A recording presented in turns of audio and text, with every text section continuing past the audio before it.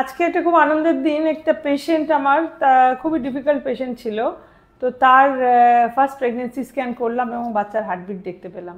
এটা পেশেন্টের জন্য তো খুবই আনন্দের দিন। আমরা যারা ইনফার্টিলিটি করি আমরাও এই দিনটা দেখার জন্য বসে থাকি, তো ভীষণই আনন্দের।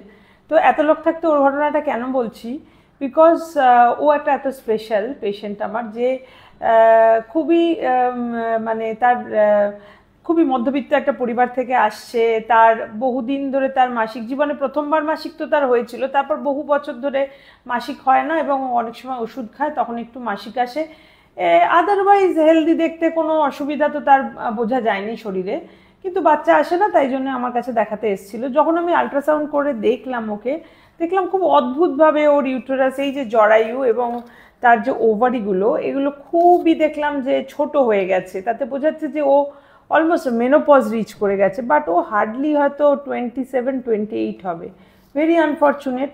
তো কি করা যাবে, তখন যে দেখলাম যে তারপরে তার আমরা যেমন দেখতে শুরু করি, হিস্ট্রি জানতে শুরু করলাম, যাকে টু কাট ইট শর্ট, যে আলটিমেটলি দাঁড়ালো যে তার আমি সাসপেক্ট করলাম যে ওর টিউবারকুলোসিস হয়েছিল কোনোভাবে, যেটা ও জানে না।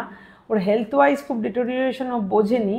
তো এই কারণেই বলতে চাই যে টিউবারকুলোসিস সাইলেন্টলি কীভাবে ড্যামেজ করে দিতে পারে তার ওভারি এবং ইউটেরাস। এবং যখন আমরা ওর টিউবগুলো ব্লক পেলাম, টিউবগুলো ফোলা পেলাম, তখন আরোই ভাবলাম, ইনফেকশন যে ছিল সেই সন্দেহটা আরও দৃঢ় হলো। তখন আমরা ল্যাপারোস্কোপি করি এবং ল্যাপারোস্কোপি করে দেখলাম অদ্ভুতভাবে তার এই যে আমাদের যে ইউটেরাসের সাথে দুটো টিউব এবং ওভারি থাকে, তার ক্ষেত্রে দেখা যাচ্ছে একদিকের টিউব ওভারি আমি দেখতে পাচ্ছি, ধরো এদিকেরটা দেখতে পাচ্ছি, আর এদিকেরটা দেখাই যাচ্ছে না।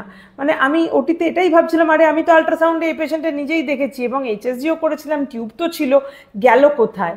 ওর অদ্ভুতভাবে এইখানে ইনফেকশন হয়ে জিনিসটা আটকে গিয়ে প্রায় আর আমাদের যে মানে ধরো পেলভিস বা আমাদের যে পেটের যে ওয়ালের মধ্যে ঢুকে গেছিলো, বাড়িড হয়ে এমন আছে যে দেখলে বোঝাই যাচ্ছে না। এবং ওর সমস্ত মানে গাট বা ইন্টেস্টিনটা একটা কোকুন বলি আমরা, একটা ধরো যেমন কোকুন মানে গুটি পোকা যেমন কোকুন বনে না, সেরকম গুটির মতো সমস্ত ইন্টেস্টিনগুলো আটকে আছে।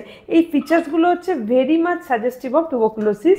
তারপরে আলটিমেটলি ওকে আমাদের টিবি ট্রিটমেন্ট দিতে হয়, কিন্তু তারপরে ইমপ্রুভ করে এবং শেষে সেই হাসির দিনটা আমাদের মানে হাসার জায়গায় আমরা পৌঁছালাম, যেখানে আমরা ওকে প্রেগনেন্ট করতে পারলাম এবং হার্টবিট দেখতে পেলাম। তো এরকম অনেকেই থাকবেন যারা এরকম সমস্যায় ভোগেন এবং যথেষ্ট বড় সমস্যা, নর্মালি ওষুধে ঠিক করা যায় না। তাই ডায়াগনোসিস করাটা ভীষণ ইম্পর্টেন্ট এবং ঠিক ট্রিটমেন্ট করলে নিশ্চয়ই প্রেগনেন্ট হওয়া যায়। 2 বছর ধরে বিয়ে শাদী হওয়ার পরে 2 বছর ধরে বাচ্চা আসছিল না, অনেক ডাক্তার হয়েছিল। তারপর ফেসবুকে ম্যামের ব্যাপারে জানকারি পেলাম, ম্যামের সাথে কন্ট্যাক্ট করার পরে এই 1 বছর ধরে, 1 বছর নয় 7 মাস ধরে বলছি। এর আগে একটা মানে প্রবলেম হচ্ছিল, সেটাই ঠিক করে তারপরে ম্যামই ঠিক করেছে, ম্যামই অপারেশন করেছে, সবকিছু ম্যামই করেছে। আর খুব ভালো, খুবই সবকিছু খুবই ভালো। ম্যাম খুব যত্নের সাথে খুবই এর সঙ্গে খুবই ভালো দেখায়। তো আপনারাও যদি আসতে চান আসুন, খুবই ভালো।